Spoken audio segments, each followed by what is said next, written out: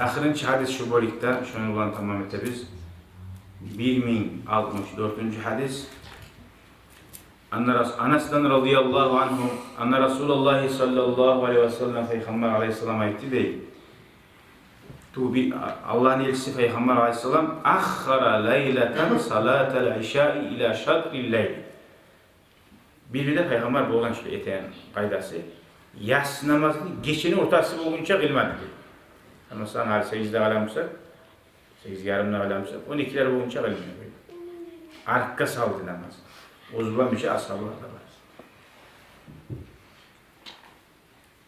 Summa akbala aleyna bivacihi. Son burulup bu ashabalara Peygamber aleyhisselam beti bulan, burulup kara buluğa aitti değil. Ba'dama salla yas namazda kılı bitken son. Arka saldı geçeyi. Son kıldı namazını. Kılı bitken son buruldu. Fakala aitti. Sallan nasu varakadu. Başka adamlar kılı namazında bari bir yattı dedi. 8'de bulunduğu kılı namazında yattı bir yerde var. وَلَمْ تَزَالُوا ف۪ي صَلَاتٍ مُنْذُ انْتَظَرْتُمُوهَا dedi.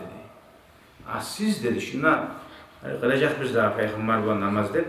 Yas namaz kılacak biz daha cemaatle toxtab tükeneceği zaman siz namazdayım zuva varıp dururuz diye. Hadi o zaman öyle şey var. 8'den 12 bulunca 4 saat.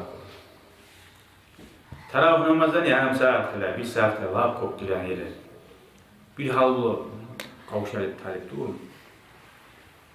4 saat kalsan, 5 saat kalsan da şu namazını qaralıb, bilav şu biçaqlar, cemaat deb qaravlab toxtamakları şunca zaman namaz qılıb durğanda min bolsa, zuva var. O sali bir adamlar olar. Atılıp dur, bir de cemaat qaravlamay, namaz oldu şu, namaz zamanında qılma tarixçidir. 4-5 adam var biz. İşte biz, ya da uyda biz, ya da şaşlıkta biz. Namaz olduğu için tur namazı yapıyoruz.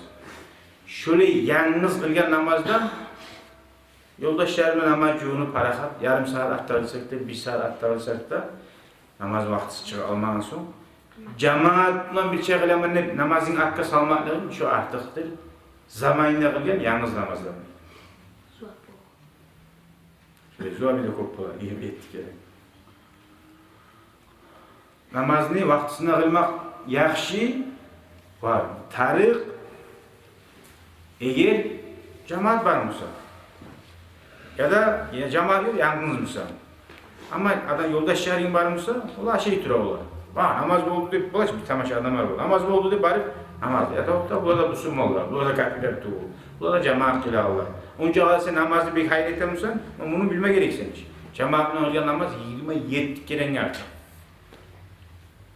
5 minuttan kılamışsın namazını, bir de başka 35 namaz kılgandan bir zor artık alasın. Dolayısıyla bir çağrı namaz, cemaat değil, cemaat etsin. Şu artıktır, vay yakışır.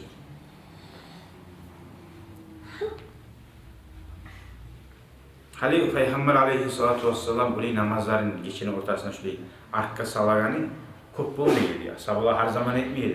Ne bir anlatması yügen şöyle namazını qaravlama nasıl edelim şöyle ulu kendini göstermek için bir de şöyle arka salaydı namazı. Ata kovusu Peygamber aleyhissalatu vesselam namaz boğanlık, namazın hayreti, namazı vaktisinde qaravlama. Barakallahu fikum ve cezakumullahu hayran ve ahiru da'vana elhamdülillahi rabbil alemin. Subhane rabbike rabbil izzati amma yasifun ve selamun alel murselin velhamdülillahi rabbil alemin. Allah kabul etsin. Allah razı olsun ya Rabbi.